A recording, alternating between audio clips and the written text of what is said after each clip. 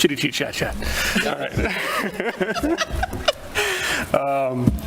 We're calling the school committee meeting from January 11th to order, and we'll do a quick walk through the agenda, and then we'll dive in. I'm getting an echo. Might be a little hot on the echo, if we can turn ourselves down. I'd turn it off here. Okay. Sounds on here too. Okay, that's it. So we'll start with our public comment. We do have one member of the public here. If he wants to comment, we'll look to him. We have the Focus on Excellence agenda point, but there is nothing currently planned for tonight, so we'll skip past that. We have the consent agenda, and we have reports, and we have two of our students here this evening to help us on that side with Emily and Jackie. We'll then go through our administrative reports and any liaison on subcommittee reports. At which point we'll move to our new business, which includes an update to the FY24 calendar, in particular for the high school here, a Math Pathways update, the FY25 kindergarten rate discussion, just so we have that before we finalize anything from the budget perspective, in case anybody has any thoughts or concerns. And then we'll have the FY25 budget presentation focused on general education, facilities, the district-wide cost centers, and a capital plan review. We have Joe Huggins online for a couple of those facilities and capital plan as necessary as well. We have listed on the agenda the executive session, but there is no need for that today. It's listed for protection in case we did need it, and we do not need it, so we will not be having it. So ergo therefore sense, we're ready to start. And I'll start with any public comment, either in the audience here or on Zoom. If you're on Zoom, raise your hand, and we can call on you at that point. And seeing none, we'll now move forward. Consent agenda. Aaron, do we have a motion? Motion to accept the consent agenda. Second. Seconded by Sean. Any discussion on the consent agenda? Okay. All in favor? All opposed? And it passes 6-0. So we can move forward. And our students, spotlight's on you. Emily and Jackie? Okay, so a big focus of the advisory committee has kind of been recycling in the school. Can you pull that mic over there? This one? That one, yeah. Sorry. There you go. A big focus has been recycling in the school and finding like different ways to implement it. So we talked with the food service director, and I think one of the big things was trying to get recycling bins in the cafeteria. So we're trying to work on that right now because currently we only have trash cans and it doesn't give students the opportunity to recycle, and we have a lot of plastic going through the cafeteria. The committee also suggested the need for additional water bottle filling stations around the school and in the field house, and Principal Callanan met with the facilities department, and 1 to 2 new stations will be added to the school or field house before the end of the school year. The goal is to add 1 in the field house and 1 in the main school building, and then hopefully additional next fiscal year. And then we also advocated to have the bathrooms on Main Street over by the Performing Arts Center opened, and they were just opened for students to use all day long now. In an upcoming meeting, the committee will also provide Principal Callanan help to pick out new tables and seating for Main Street to replace the failing/repurposed drafting tables students currently use for studying breakfast and lunch. The PTO is generously funding the replacement of these tables and some seating. Nice. And then there's going to be a breakfast cart on Main Street, so that's food services and the special education department working together, and it's going to begin next week, and it will be on Main Street in the mornings, and we'll have cold breakfast items like muffins and cereal, and the Embark program will be running the cart and making sure everything's good. And then the Unified Strength and Conditioning Program is up and running, so we're really excited about that. The Unified Basketball team, for their off-season, they're going to the Y during the winter, between their fall season and their spring season. And so they'll be meeting on Tuesdays and Thursdays. And the number 1 focus of Unified Athletics is friendship and connection. So Unified Sports strives to bring student athletes together and recognize just how much we all have in common and can learn from each other. So for more information, if you want to volunteer or help out, please contact Coach Tara Herlihy. And then some upcoming events that we have at the high school are on January 17th, we'll have the Gap Year Fair, usually for juniors and seniors, just to see if they want to explore that option. And then January 22nd, so that's the Monday after midterms, the new schedule is going to begin. And then on January 23rd and 25th, Fidelity sessions will be for all seniors in Flex to help teach like financial independent, See? like financial literacy and, yeah, everything else. Is that it? And that's it. Great, thank you for the update. Any questions or comments from anybody? No, just, I applaud you. I feel like it was not long ago we were talking about some of these things being an issue, and now you're presenting on solutions. So, well done. Thank you. Yeah. I was looking at our agenda and a couple of things based on what you were just saying. One, next week, Principal Callanan will be here to walk through the pilot of that new schedule and explain it to all of us and help us understand. She might have done that with you all already, I think, but. Yeah, we got the information during Flex today. Okay, great. And then the second thing is we're due to meet with all of you in 2 weeks. Yes. So you and I can trade some notes either with Mrs. Callanan to figure out what else we want to talk about so we can get that agenda set, especially since you have the Fidelity financial literacy things the week of that 25th. We probably need to make sure we get that done this week and next week. Yeah. So we're ready to go. So great job, both of you. Thank you. Thank you. And as you know, you're welcome to stay or go. This one might be a relatively short one, but do what you need to do. All right, so let's move on to, Dr. Pinto.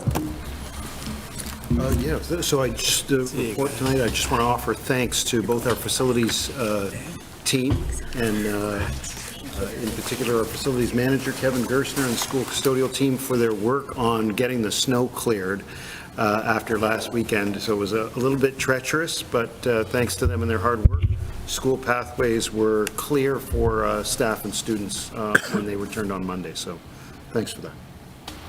Great. Dr. Hardy? Hi, everyone. Tonight, I actually just want to give a shout out to a couple of our teachers over at Wood End.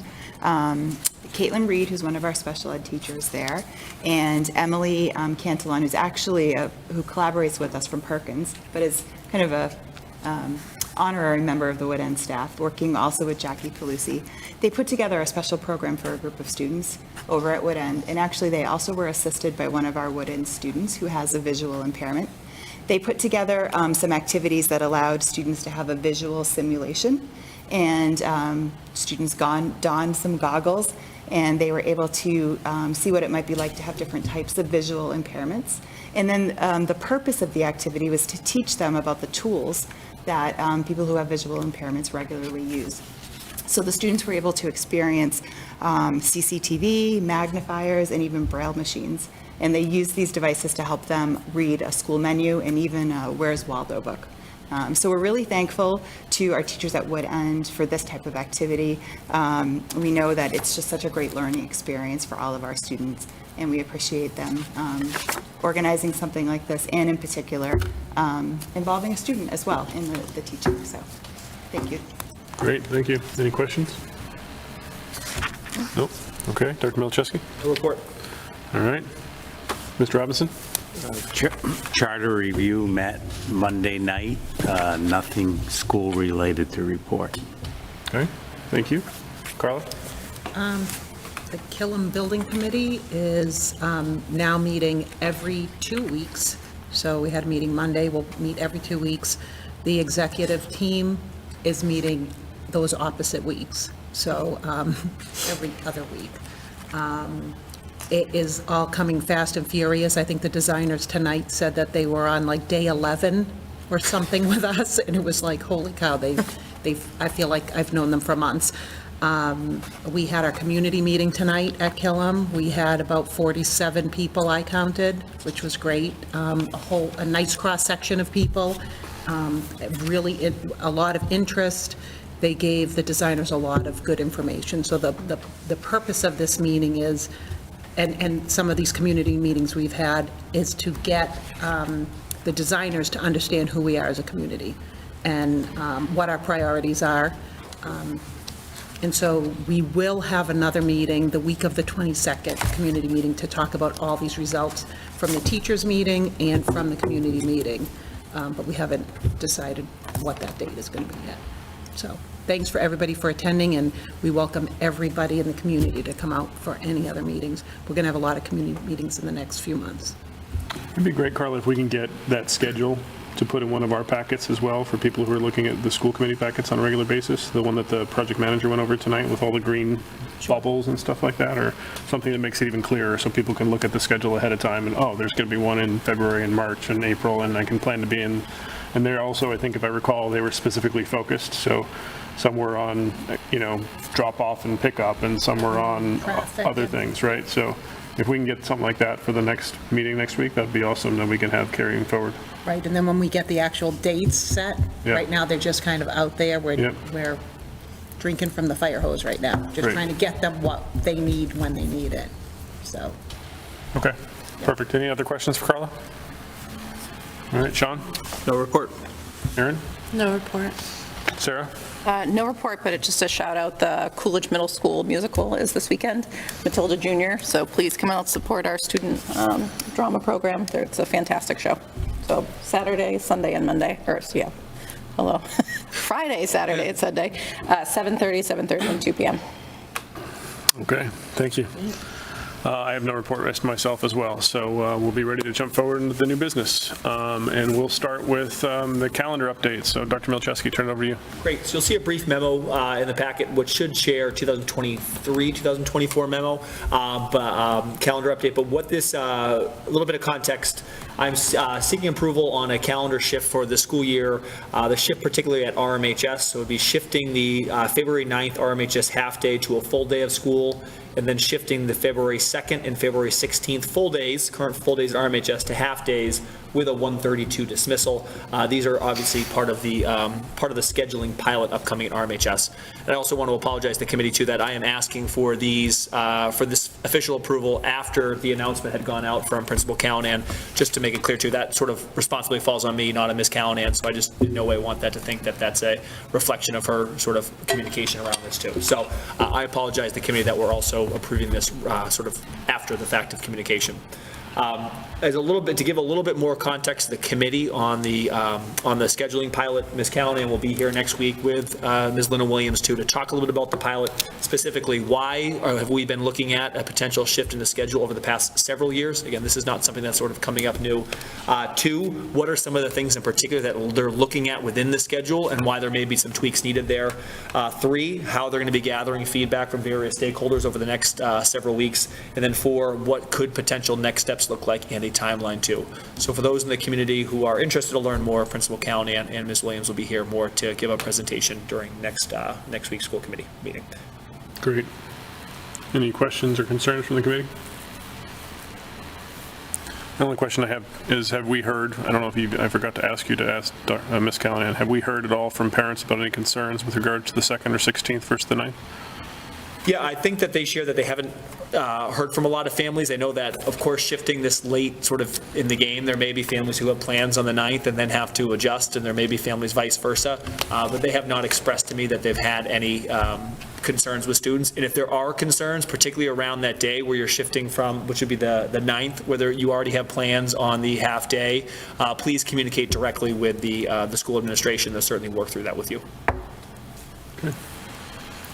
All right, do we have a motion? Sorry. I was like, I don't know, do we? Sorry. My head is a little foggy today.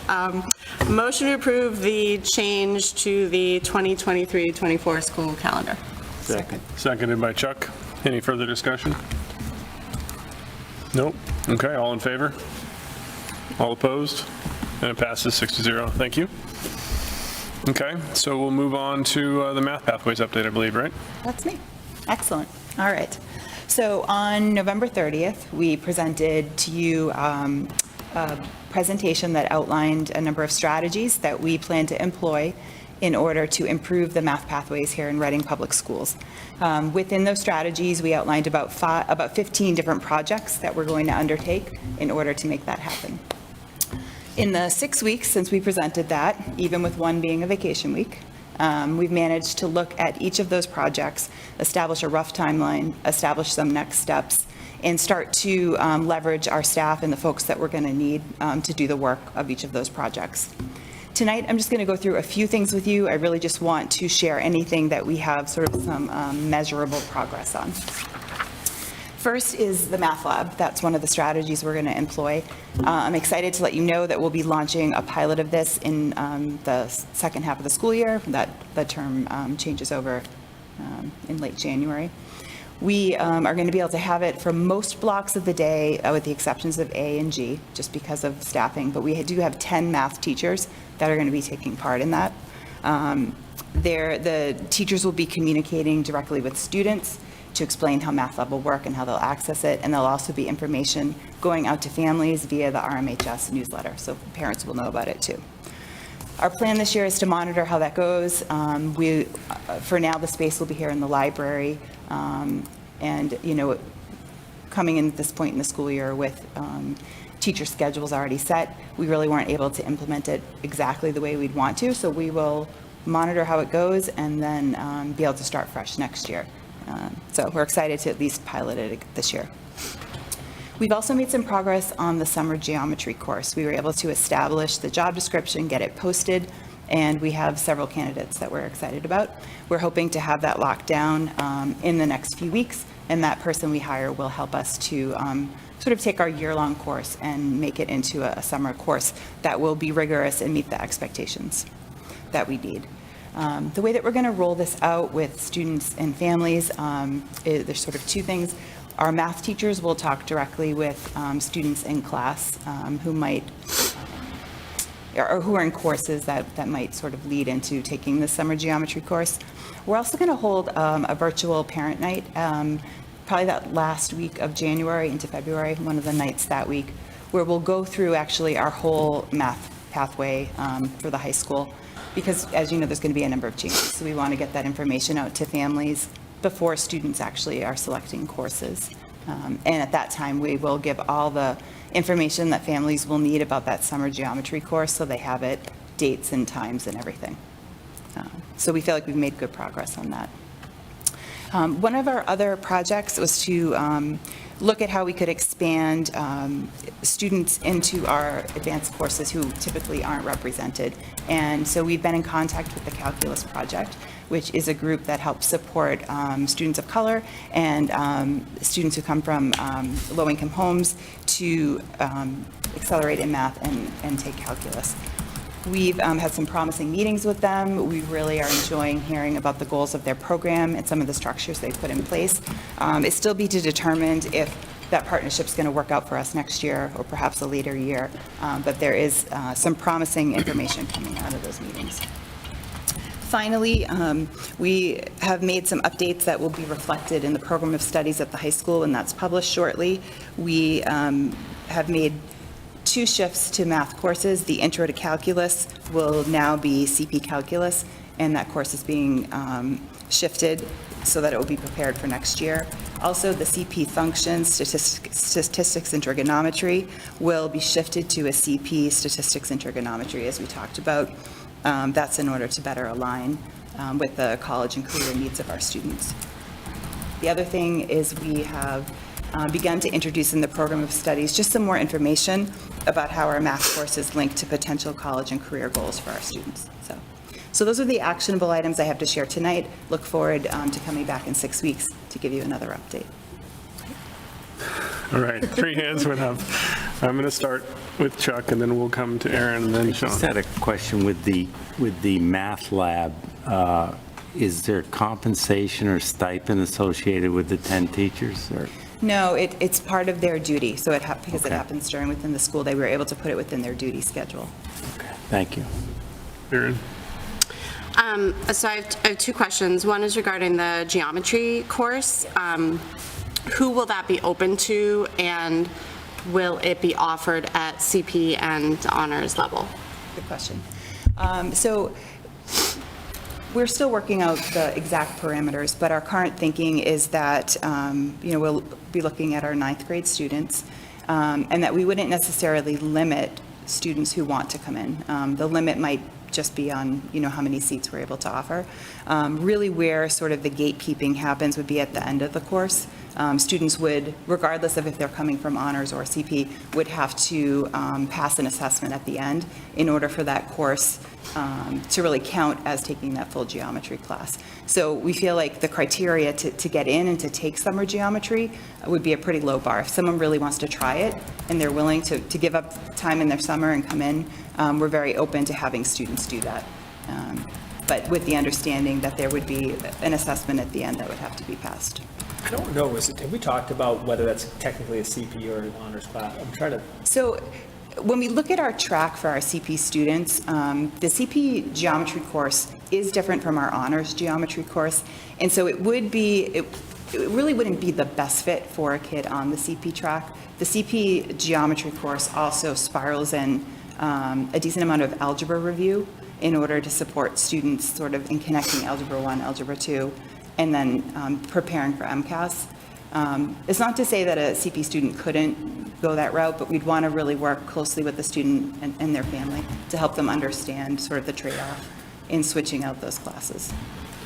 So you're sort of targeting current honors 9th grade Algebra 1 It's where it fits students? best in the pathway, but sort of as I said that night we presented, our goal really is to allow multiple on-ramps for students, and it really is highly dependent on the student's interest and aptitude.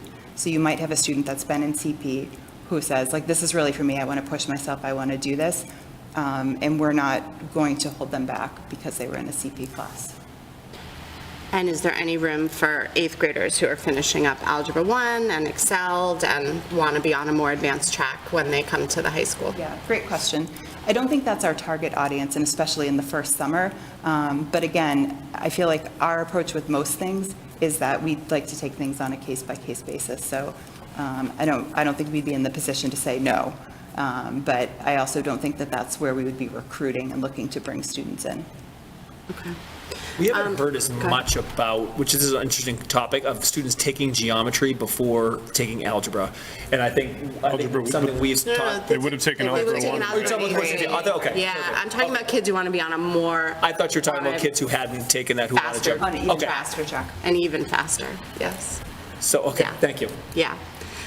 Kids who might, look elsewhere for high school because they're worried that they, can't get what they want at the high school. Sort of.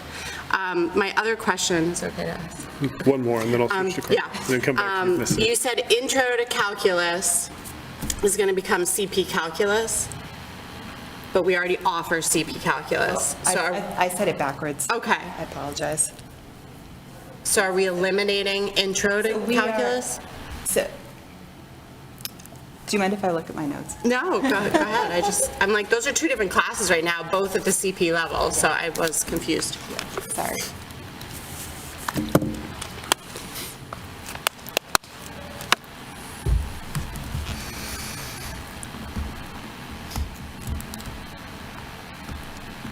Do you want to, While you're looking at those, I have a couple other questions. Carla had a question. It was asked. It was asked? Okay, so I'll build on the previous set of questions from Aaron. What about any student that's a geometry student that maybe doesn't pass geometry this year? Will they be available to take geometry over the summer as a catch-up? And if they pass it over the summer, be available to go forward? That's a great question. We haven't talked about that. Yeah, I can ask. I would defer to the math department on that because it's going to be, a different course. Yep.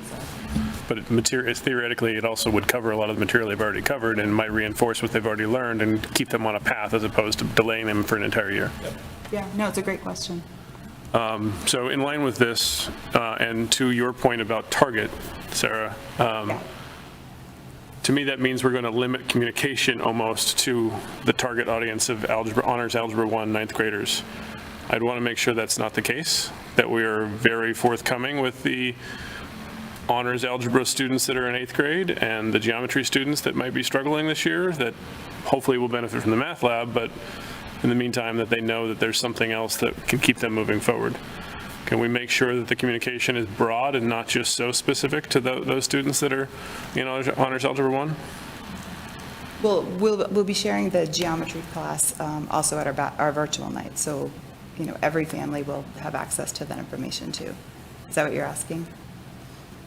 Your family's one thing, and I think parents are huge in this process for sure.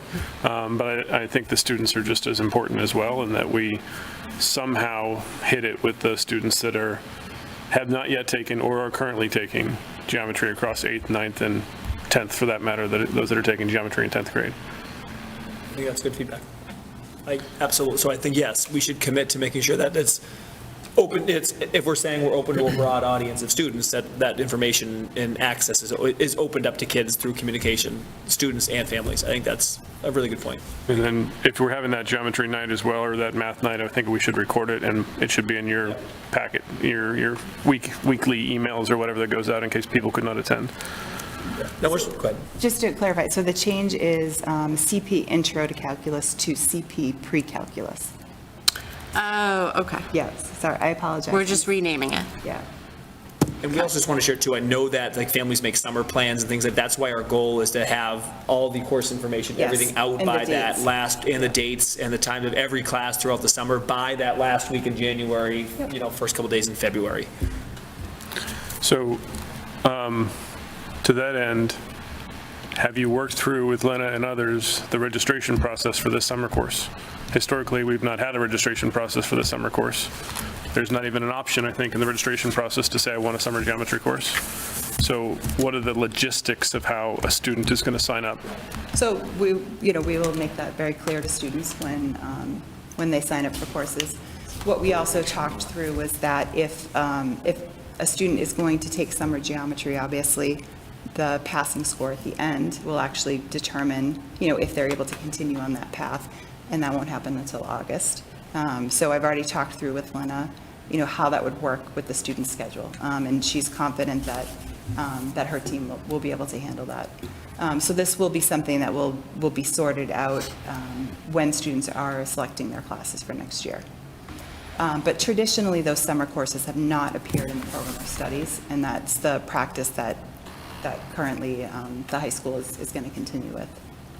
Not only just the program of studies, it's Redeker doesn't allow for it right now, right? So it's the online registration system as well that I'm raising as a potential concern or blocker that needs to be adjusted, or, are you filling out a slip in this particular case? I want to sign up for the summer course because there's no computer-based process to do so.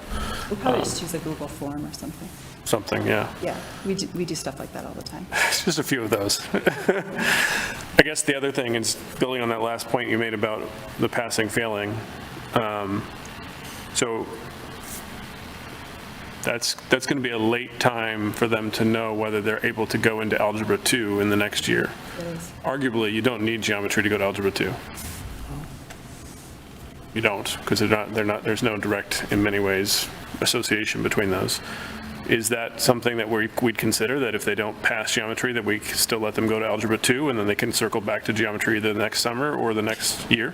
It's a good question. I wouldn't. Don't need it, right? Answer that. No, I'm just thinking, I poor would kid. I feel badly for the child that has to take 2 summers. Yeah. I would good defer question. to the math, I'd have to ask the math department. Okay. Yeah. It's a good question. I mean, all these are logistical gonna be all questions. sorts of Right, there's all sorts of scenarios, and I think, first of all, I guess I should have started by saying thank you for all the work that happened already to make this progress. So that's great that we're making such quick progress in such a way. Thank you That's why I to, call each of these a project, because Right. once you start, you think it's sort of a simple task, and once you start, You're there's pulling this a whole thread. trickle, and there's Yeah. this whole, rabbit hole you go down. But I do say, I feel so fortunate in this district to work with so many amazing educators at all of our levels, but particularly at our high school, with trying to plan something like this, that they really understand sort of the implications and the things we have to think of. And I also appreciate, school committee kind of prompting and some of these questions too, and say, oh, we didn't think about that, or look at it from another angle. So I think it allows us to get to the best outcomes for our kids.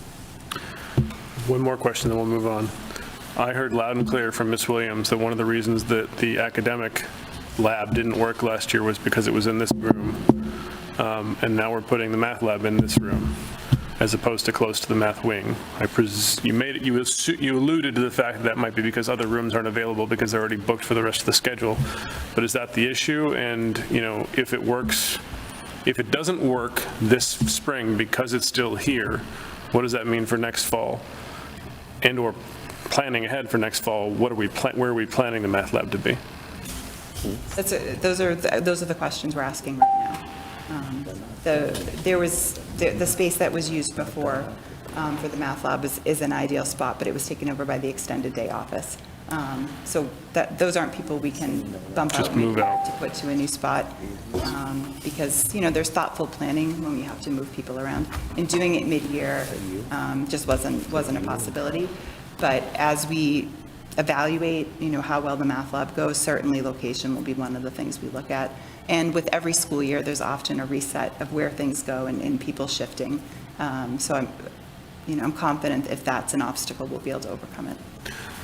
Yeah, I guess my concern here is we would think it's a failure and then not adjust because of the location, right? I mean, if we already know, based on their feedback, that this location is not optimal, that we then don't presuppose that lack of attendance here means people don't want the math lab, is really when we know for years it was very successful where it was.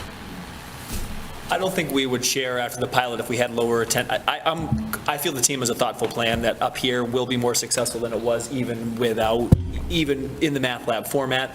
I don't think the team's going to, say if it's not as successful up here as it was in the past, that means that the math lab concept isn't appropriate. I think they do feel really confident that it should be tied to the math wing, and we all agree on that. I think room switches are really sensitive topics, so I think we just have to work through all of those pieces. But I do think they really want it there, and they believe it'll work best there. They view this as, an opportunity to kind of, yes, pilot, but a sense to kind of get some more support. But I don't think it's the pilot in traditional form where they're going to say if it's not as successful here, they think that's a sign that it's not going to be successful there. But any other questions? You got close enough to mine in your series there that I can let it go. Okay. I thought you had put your hand down. Sorry about that, Sean. I would have given it to you first. That's no worries. That's fine. All right, so we'll move on then to the FY25 kindergarten rate discussion. Dr. Milczewski, you want to kick off? Or? Great. This, I think, should be a pretty short discussion, too. So I think I can remember sitting here, was that three years ago now, where we started talking about the shift for moving to full day K. Back in FY22, we know we were one of a couple of dozen districts who charged for full day kindergarten, not the list we wanted to be on, with a tuition of second highest in the state of $4,500. I've been really appreciative of the work of the committee, the work of the town, the support of the town to help us to be able to make that number more manageable and to identify a clear path towards universal full day kindergarten. You know that back in FY23, we were able to drop that down to $3,600. Then this current year down to $2,650, and then now we're here tonight to propose a tuition of $1,450 per student for FY25. A couple things about that too. I thank Tom 2 years over the past couple years helped us to put together that multi-year kind of kindergarten model forecast, which I think has been really helpful for us. We believe that this is a rate that we would be able to sustain, and also that we would be able to still with confidence move forward in FY26 of universal full kindergarten for all too. So we wanted to open up to the conversation of the committee to see, is this still sort of the target that we want? Does it still feel right with this tuition? Is there any adjustments that we should make? But we want to just kind of show confidence that this is a number that works with our budget, and enthusiasm that also, or optimism that this also will be able to cut us on the path in FY26 universal full day K. We'll open the discussion. Anybody have any thoughts or feedback? Aaron's hand up first, then Carla. So I am 100% in support of us getting to universal free full-day kindergarten in fiscal year 26. I'm just curious how you landed on $1,450. It's a bigger decrease than we've done in the years prior.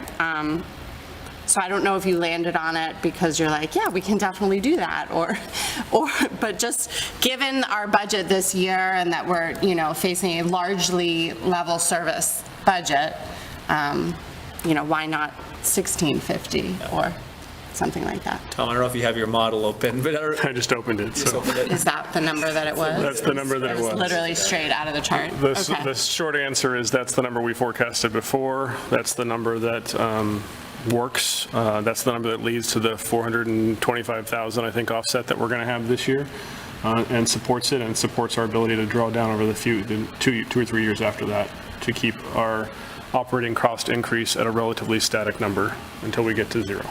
Okay.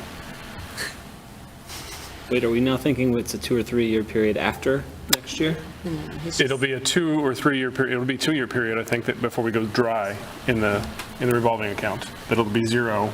Oh, I'm sorry. Okay. Not till we stop charging tuition. Not the tuition, just the revolving fund, right? Just the revolving account. Yep. Sean's like, it's already been slower than I wanted. Right. So it'll, and to be clear, it'll be think we have 485,000 next year, and then we have 2 more years, the FY '26, 345,000, and FY '27, a little over 200,000, and then we'd be dry. And then we can close the revolving account. Tuition will be at 0 in, FY '26. why was I was thinking 25. 25 is the one we're talking about now, which would be 1450. But family kindergartners entering in September of '25 will be at 0. Correct. Yes. 'Cause It's that's- later this year that is the final year of tuition according to the current projection. Right. FY '26 is, yeah, September 25 through June 26. Chuck? So You mentioned that you had the model open, so the model, that was done a while ago, right? Been updated multiple times, yeah. So it's been, that's where I was going Yep. with things that with our other compensation and stuff, so. We've updated, the one thing we haven't changed really, actually it's a great point, is the compensation related side of it. That there were some pretty large assumptions in there for this coming year anyway. So that's not a concern per se, but we have updated all the model in terms of number of students and all that stuff, which is what drives all the revenue, obviously. That's all been updated as much as we know so far. We can certainly go back and review it as part of the final. In fact, I'll take that as an action, to go back and review it in terms of the final to update the numbers. But if you remember, we're only forecasting for half of a kindergarten teacher times the many classrooms. So the impact is relatively small when you think of it that way, right? So you have, I think it's 15 classes. So you're forecasting for 7.5 teachers. And when you think about it that way, you're not making a big change despite what we've done with the contract. Just wanted to make sure. Yep. Good question. Go ahead. And just to be clear, so we don't have any numbers, we don't have any real numbers yet, right? It's No. way too early? Okay. Yep. When do we expect to have March. more solid numbers? We're holding a kindergarten registration event last day of the month here on Main Street. So we're hoping that evening to get in, at least that first wave of registrations, which might give us a sense. Okay. So 1450, according to the data that I have, will put us as the second lowest. So we flipped from second highest to second lowest in a few years. We're still one of only 18 districts. I was like, how many are left? But it's progress. It's progress. Okay. Yeah. 18 is less than 35 too, so Yeah. there's 17 other districts that got there before us, but we got there. We're getting there. We're getting there. There were a lot that used ESSER funding to make the jump. So. Yep. This is impressive. We're getting there. This getting there. This is huge. ARPA too. Yeah.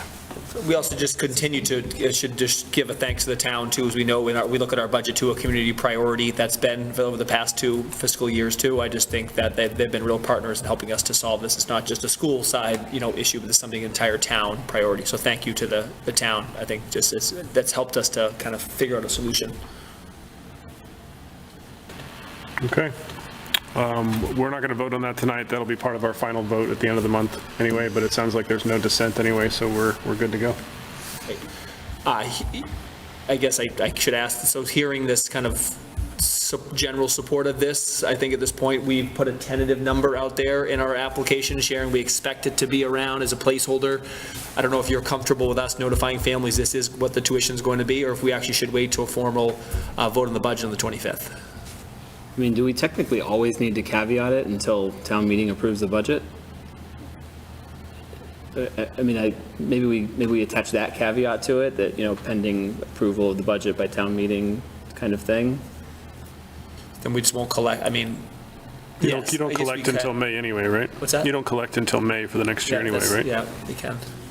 So, I mean, I don't think any of us, I mean, if you want us to vote, we probably can. Well, we didn't notify a vote, so don't know. but I don't think any of us are going to have a problem with you saying we fully expect, without firmly saying it's this, we fully expect it to be 1450. Something that's firm but not rock solid, if that makes sense. Yeah, we ran the same dilemma last year with like positions too. Can we post the position without officially having the town meeting vote? And then we were telling candidates, that this is pending town meeting approval, so it gets a little tricky, so we'll navigate that. Okay. I don't expect a problem at town meeting necessarily either, so. But Wait, sorry, what position are you? So when we had last new year, we had to positions, do like assistant our principal. assistant principal position. No, not this year. Okay. I was like, we don't need to hire kindergarten teachers. No, we do don't. we? Okay. Sorry. Okay, so now, given that, let's move on to the budget presentation and discussion. And we have general education, facilities, district-wide, and capital. And like I mentioned before, Joe is online for that portion of conversation if and when you need him. And Tom, you have the presentation. You have to start sharing again.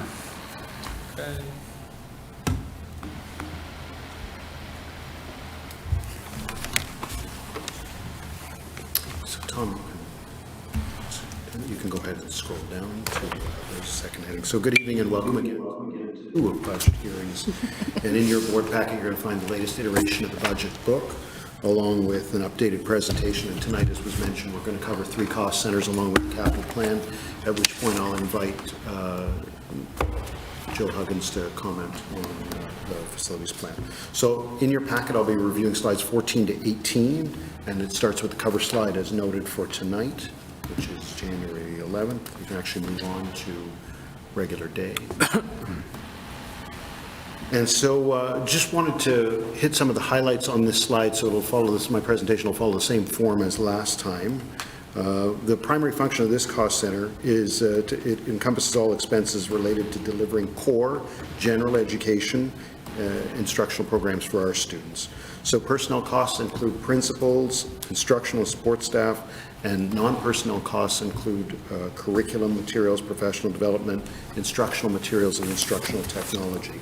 So this regular day cost center accounts for 58.74% of the superintendent's FY25 overall recommended budget. A couple of the budget drivers that are most notable include the clerical salaries line, which has been budgeted for an increase of 15.12%, or $76,000. And this is as a result of successful negotiations, and the salaries of school secretaries and the guidance secretary have been adjusted upwards, and that comprises the majority of the change. With regard to non-personnel expenses here, the other expenses line reflects a 25% decrease, and that's a reallocation of the school choice revolving fund dollars, and that's to offset regular day instruction. Contract services, transportation services come up. We put out an RFP. We had one response to the RFP. We're anticipating that there'll be an increase there. We have some real numbers to work on, and so that increase has been accounted for here. There are a couple of other noteworthy items here in this cost center, and that includes addressing priorities in the district strategic plan and those that were noted by our stakeholders, and that's longevity for teachers and the Reading Teachers Association contract. We also incorporated the RMHS guidance counselors. They were previously paid for from ESSER 3, and so that's come in. And the centralization of curriculum budgets for elementary, middle, and high schools is now coming to the regular day center. I'll pause there for any questions.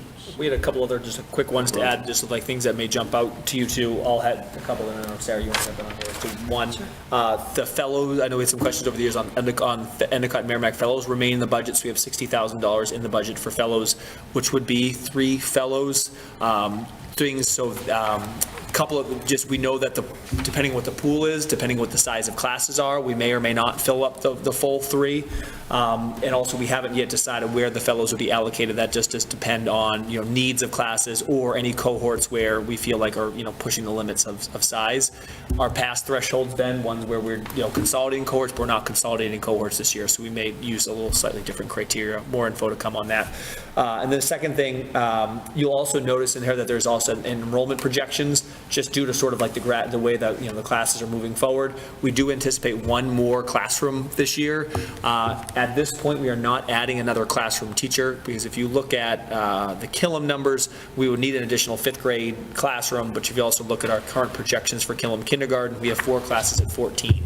So we're just going to closely monitor those numbers as the next couple of months go on, but we just did not feel at this point adding another teacher when that may not be necessary was the best move.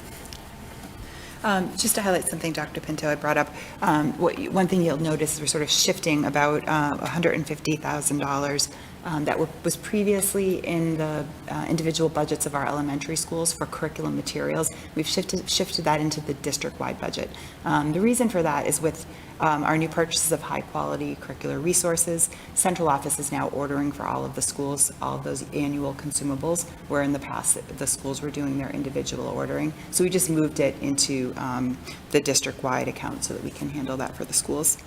The other thing, as we're looking at the funds that are set aside for curricular resources, myself and my team are carefully looking at what does it take to successfully maintain the programs we've put in place, and also at this point putting some placeholders in there, knowing that we have several curricular review processes underway, and want to make sure that we're able to hold aside some funding depending on what those teams might recommend to us, and to have sort of a thoughtful way to proceed.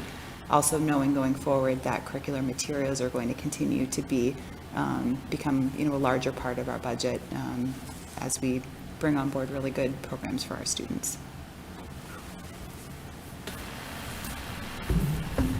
Any questions on the regular day? Yeah, maybe, Sean? maybe one. Dr. Pinto, I'm probably looking really more at the appendix page for it, which is, I think, 58 in the budget book. Specifically, software licensing and support and technology. It looks like we're holding them flat year over year.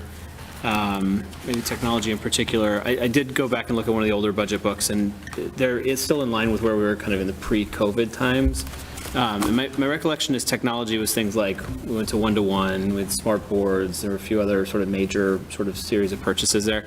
Do we have any pending, waves of replacement cycles that we're worried about that, we should be thinking about, 2, 3, 4, 5 years from now?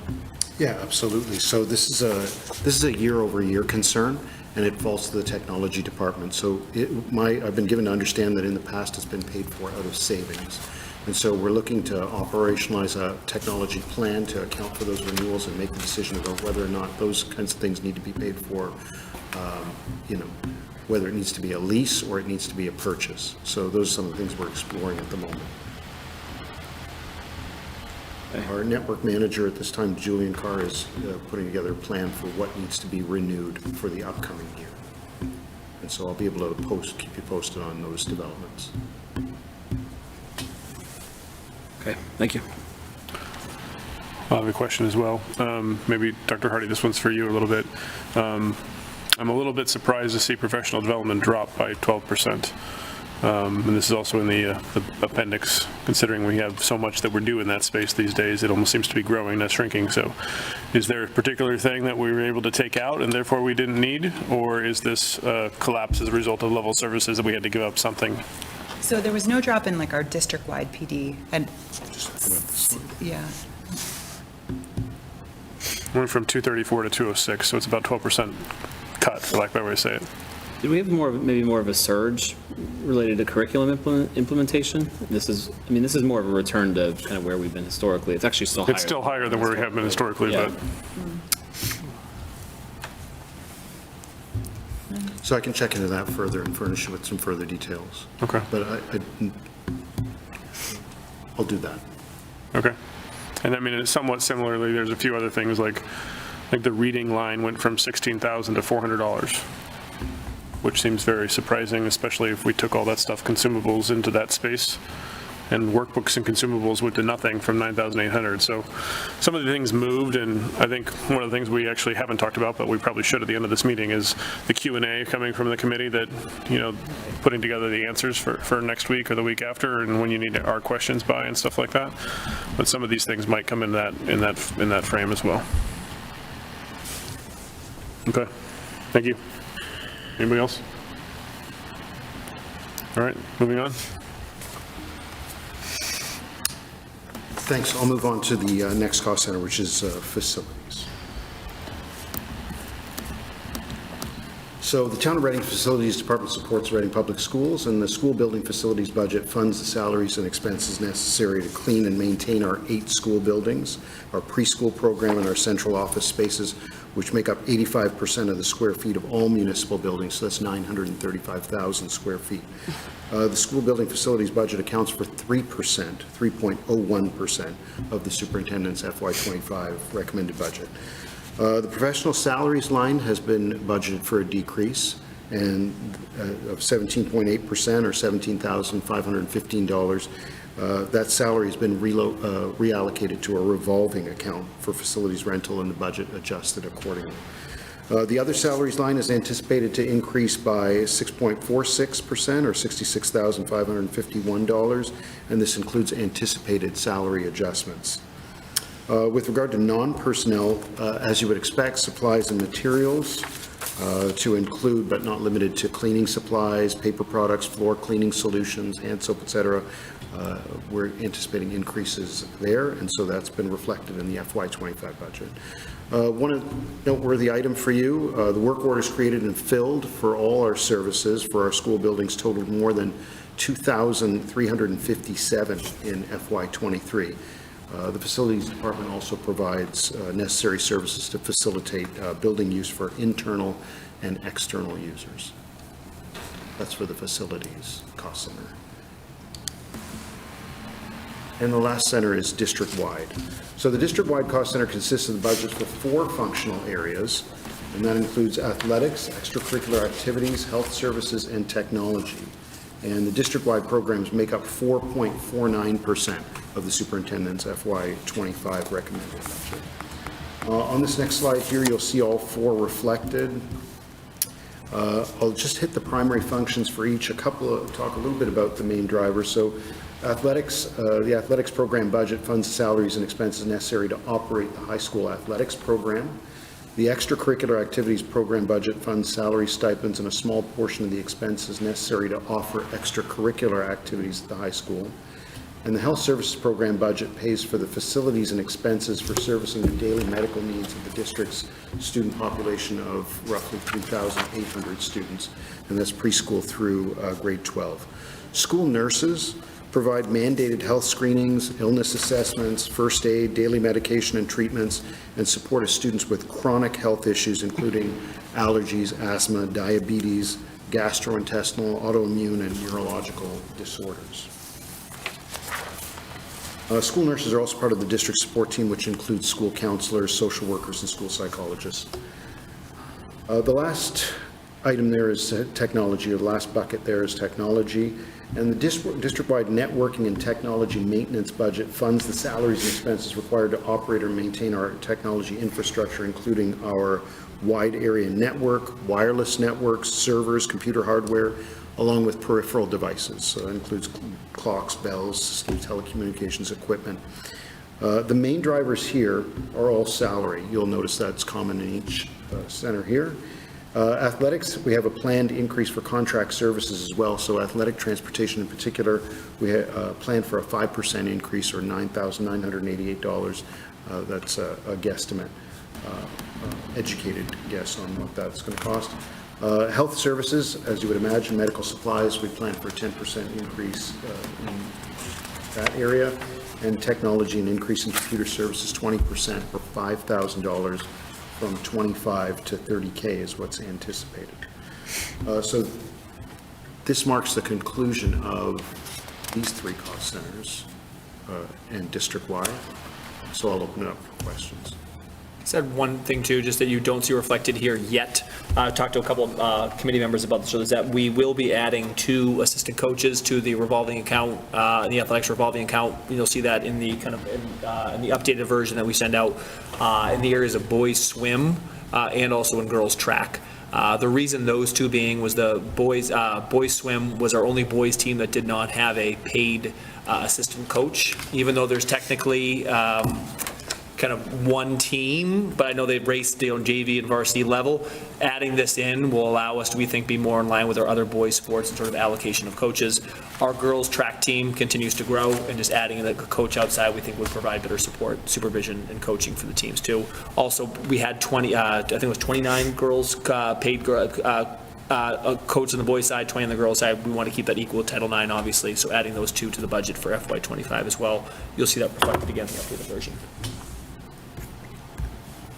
Sean? The facilities salary piece, the 15,000 change year over year, I think you said that's due to a revolving fund. That's the use of school property revolving fund, I believe. It looks like our use of that offset, or our offset there, is flat year over year. So I think I'd expect to see a change there if we were changing the salary total in the budget, unless there's some other item that we were funding through the offset that we're not going to be funding. So we just want to dig into that one. I will. So noted, and I'll dig into that one, have an answer for you on that as well. Is that potentially offset by increased fees expectation? And therefore you don't need as much of an offset, or am I misunderstanding Fees it? go into the revolving fund, so you'd Yeah. still take a larger offset, and it just wouldn't deplete the revolving fund as much. You wouldn't need to take a larger, you might, okay, No, I mean, yeah. structurally, that's the order of operations, right? Unless the offset is just fine the way it is. And the offset ultimately is just a matter of what is the offset covering in the fund, right? Or covering from the fund? Right, I mean, there could be Something else is coming out. an right. offsetting, an offsetting 15,000 somewhere, it's just, Right. but I'm just, it may very well be the case, it's just what I'm asking to Gotcha, understood. understand. Carly, you look like you had a question. I'm good. Thank you. Erin?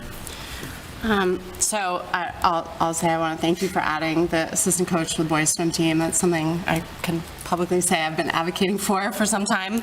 I do feel strongly we should be paying that assistant coach in the current year, given the status of that team. So I hope that's a conversation we can at least have. I don't think it's fair to put the onus on the parents to be paying that assistant. And in that vein, just to, again, say publicly, I've had these conversations with you, but I feel quite strongly that parents should not be funding assistant coaches. I think there are a tremendous amount of hidden fees that happen when kids want to participate in athletics at the high school, and I think it's unfair, the burden of fundraising that we put on our families.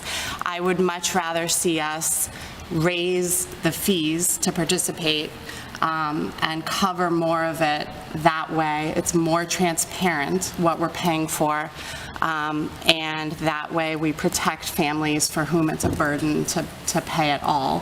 Whereas even though some families may get the fee waived, once their child is participating in the sport, there's, they're going to be asked to shell out money over and over, and to have to say over and over why that's a hardship for your family, I just think is unfair. So I hope that's something that we can look at more closely, the amount of true fundraising that is happening, not just the assistant coaches, but it goes well beyond that. I think we're asking a lot of our families, and I'd like to revisit that. That's a big discussion, because, I mean, there are some teams that fund a lot of coaches, like the football, for example. We see it in our consent agenda. There's a lot of, that's a lot of money. That all adds up to probably for all the sports. I agree, but I think that's a big discussion. I'll throw that if we have that discussion, it starts to become how much is each sport, not what is the flat fee, because each sport has a very different cost basis. Right. If we start going down that path. And we've had those discussions, yeah. Carla? I would like to see also, are these fees being collected? And what if they're not being collected, what happens? Because I know that, just being a captain's parent and doing the fundraising and all that stuff, there are, there are instances where, fees aren't being collected and students are still participating. So what does that all mean as well? Can I ask? Sure. What do you mean by, you mean not the user fee, the fees from the booster clubs? No, users' fees. We're not think they're allowed to we're not allowed They, to. I think to Carla's point, sometimes the invoices come out late and they do their best to track, but they don't always capture and track the student by the end of the season. So it may have been, they might come and be asking you for your winter payment in the spring season, and then you may not have paid it. It definitely is not a timely and easy process at the current time. I'm talking blatantly about not paying users' fees, parents not paying users' fees, straight out. That's the first I've heard that, yeah, that's a problem. So if there's a collection metric or something like that that we can look at. Because of a hardship, that's different. Right. Yeah. I don't think it's fair for me to comment on that now either. I would have to figure out how widespread that issue is, where that's occurring, talk to our team too. But I certainly agree that, there's a, family should be paying what's expected to be paid in that too. And we can certainly follow up to make sure that that happens if that needs to be tightened up. Yeah, and we certainly should collect them in a timely fashion. Absolutely. Nobody likes to get hit That's the with a bill. first I've heard that. Okay. Any other questions on any of these topics? We also have Joe online. If anything facilities comes up, we just kind of skip right past that, so. We do know, actually, I was holding Joe for the end. Okay, you did do facilities already, so. I did, yeah, but we've got the capital plan. Okay, yeah. Dr. Quorum, you had a question, so. Jeffrey Quorum, Ridgewood. Thank you, Mr. Chairman. On facilities, I noticed the manager's salary dropped by 17%. I don't know if you mentioned this. Did we get a new person at a lower rate, or did that somehow get partially allocated to town? That's the revolving fund offset that he was talking about and that Sean was questioning. He said that 15,000 moved to be paid for by the revolving fund. I mean, the salary dropped from 98 to 80. Is that, I mean, the salary should be the same, and then... The salary percentage, so that's part of the question that Sean's questioning, is the reflection right now is essentially saying instead of 50% of the salary from here, 50% from the town, which is how Joe's paid for, 40% is in this budget, 10%, I'm using round numbers, is now in the revolving account, and 50% is on the town. So he's essentially doing that, as opposed to doing 50% here and increasing the revolving fund offset. So that's probably what we should have done, is done something like that, where it's 50% here and increase the revolving account offset. But that's a logistic that we have to work out. And also the benefits, employee benefits were 23,000 in FY23, down to 3,600 in FY24, and zeroed out in FY25. Does this person not get benefits, or? I'm assuming those are more like payouts of vacation and whatnot when people retire. Dr. Pinto, do you understand? I didn't hear The employee benefits line dropped to zero, and you see a minus 100% in the change column. Sorry, which? In the facilities. Facilities. It's on page 62 of the packet, of the budget. Usually those lines, Dr. Quorum, are usually, and obviously we can double check it, but they're usually with regards to retirements that are known. That has nothing to do with health insurance. It has nothing to do with health. Health comes out of the town side. We don't pay that directly. But I mean, the final budget 24, the 3,600 there is. Yeah, I'm sure that's what it was. So Joe just said. But I mean, FY24 has a budgeted amount of $3,600. That's not a question. So why aren't we budgeting anything for FY25? So I mean, we don't know exactly what it is, but it should be something, but some kind of a placeholder, I would think. We can take that as a question. Okay. It's entirely possible we've done enough staff forecasting. We know nobody's retiring next year, but it's something to double check. Absolutely. And then maybe I what you just added, Dr. Milichewski, on the revolving fund. You said you were going to add coaches to the revolving fund, so I was noticing that the actual the actual numbers for revolving fund support increased in 21, 22, 23, but then has been flat in 23 and 24. So are we increasing the revolving fund support? Now I've moved to athletics. Right now it's 392,000 for the past 3 years. So should we not see an increase in the revolving fund support? Can I follow up on that one too? Okay, yeah. Thank you. That's a good question.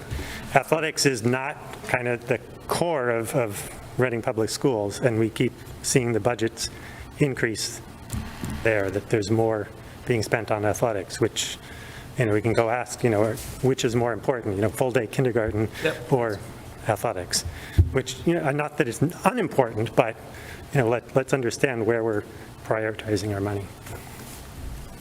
Thank you.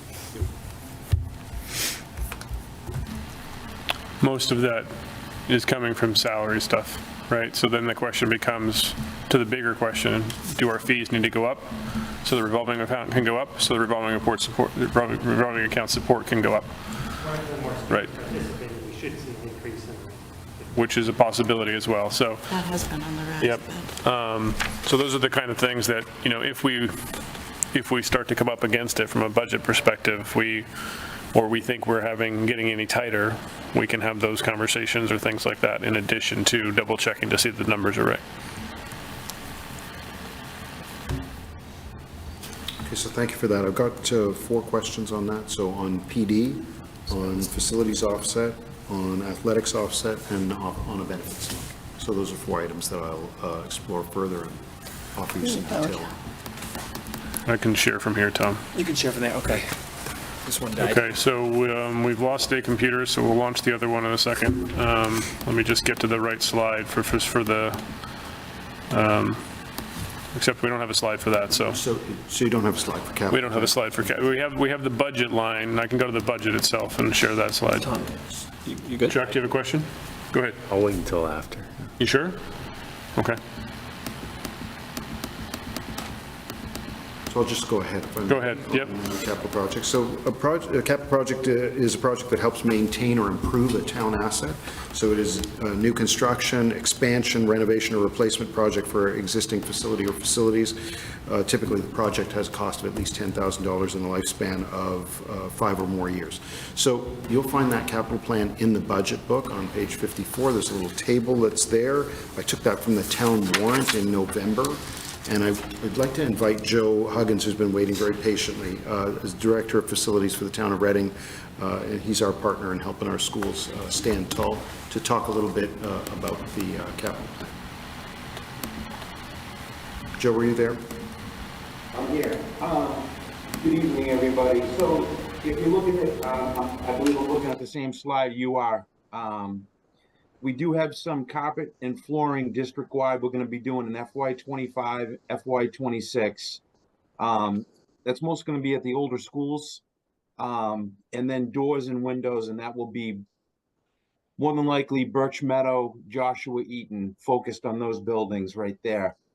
If you go down to the vehicle barriers for all schools, I just want to point attention at that. That was part of the town-wide security project that we did. And we are hoping to be able to do that in FY29. That'll close out that project completely.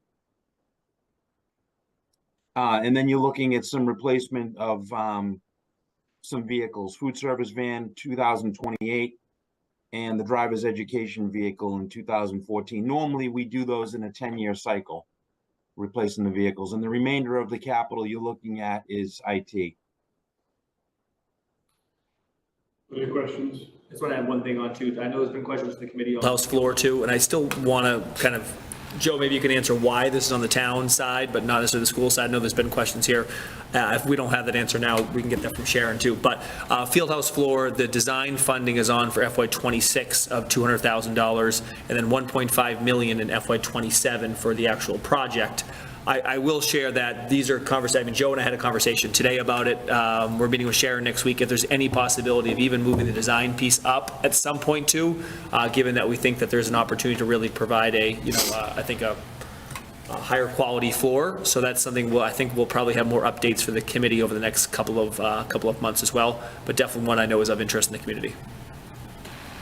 Can you clarify, is that just? Go. It's important, sorry to interrupt you, it's important to remember that it's not just the floor, it's the floor and the bleachers. That's the full project. Okay, so Sean, you had a question? Yeah, Joe, the 475,000 that you said for the vehicle barriers, that's part of that security project. Is it part of the security project in that we identified that need as part of the security project, or is the 475,000 included in, I don't know, was it an $8 million price tag or something that was approved at town meeting? Is it rolled into that?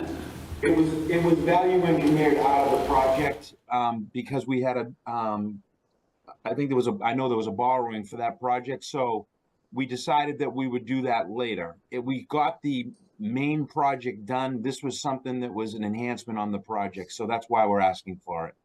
Okay, thank you. You have a question? Chuck? Joe, I guess along those lines, when I see security, yet I look at,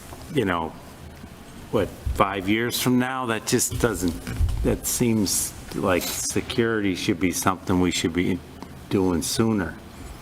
I don't disagree with you, but I think the effort has always been made, and there were other things that we did in the last 2 years that I really, I could talk privately with you folks about what we did, some things that were added in after the fact, if you will, but I would not want to say that in this forum tonight. So the vehicle barriers is just an added level, I'll put it to you that way, but the main project, we hit all four corners on that project. This is just an added enhancement. Thank you. Aaron, go ahead. Can you define what vehicle barriers means? It's really just to keep people from going into the areas they shouldn't go. Okay. It's usually those tall columns that are. Drive down State Street in Boston, they're around all the banks. It could be boulders, it could be rocks, large boulders and things like that to keep pedestrian and vehicles separated as much as possible. Thank you. No problem. Boulders I can donate, Joe, if it's for some money. If somebody wants to come pick them up. I think a lot of Reading houses have a lot of big boulders underneath them. There's a lot of that. So Joe, you mentioned that the vehicles are usually replaced every 10 years, but this looks like it's going to be 14 years. Do we have any concerns about the lifespan of these vehicles?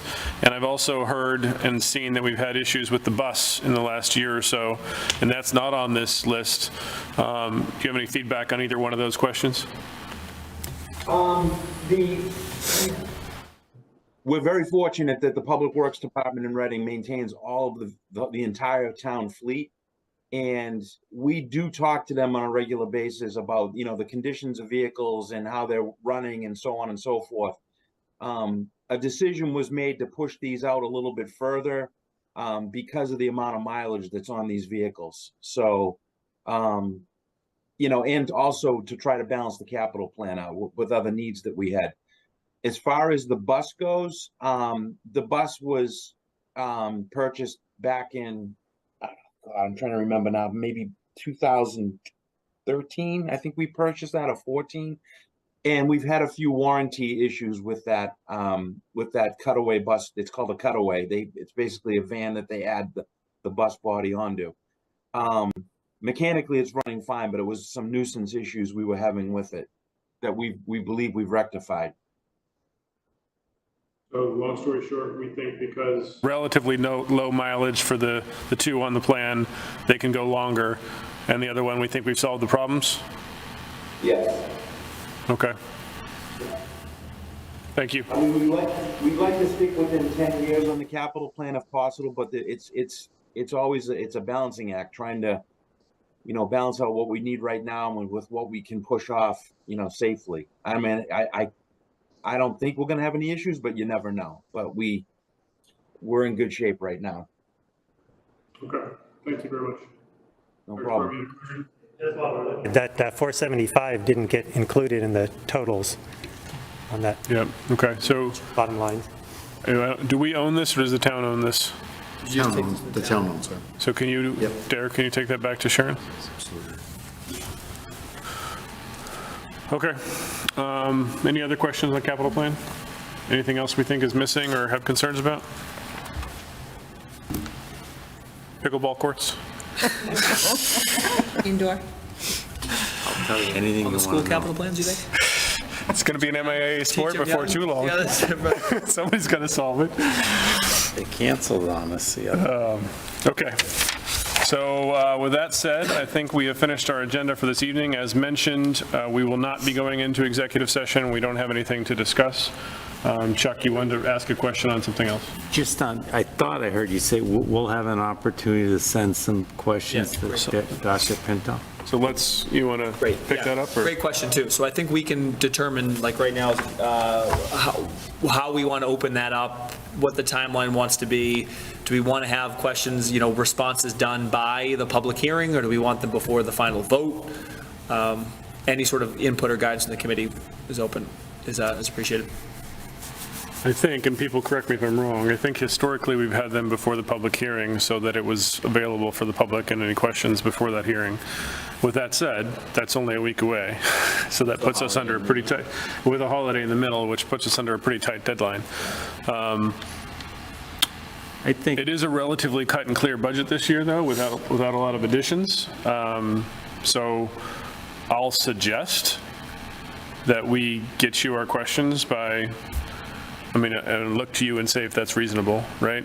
By end of day, Sunday/Monday. Hopefully you're not working on Monday, right? And if we can publish the packet with the updates, our normal packet we can publish on Tuesday like normal, and then we can add this on, say, Thursday, giving you guys up till like Thursday at noon or something like that. That's fine. So that it's ready for anybody who wants to read it before the meeting on Thursday night. Is that reasonable? Yeah. Are you all comfortable with that timeline? Okay. Sunday night for us. Sunday night/Monday night, they're Might not as well make working. it Monday just- night. I don't think. Yeah. Monday. might as well Hopefully be- they're not working Monday because it's a holiday as well. So let's just say Monday night. If you want to get it Sunday night so you have the holiday, all power to you. And then we'll publish a packet, which should be a pretty light packet still, by Tuesday, the traditional packet, and then Thursday we'll publish a new packet that has the FAQ. Yep, okay. Okay?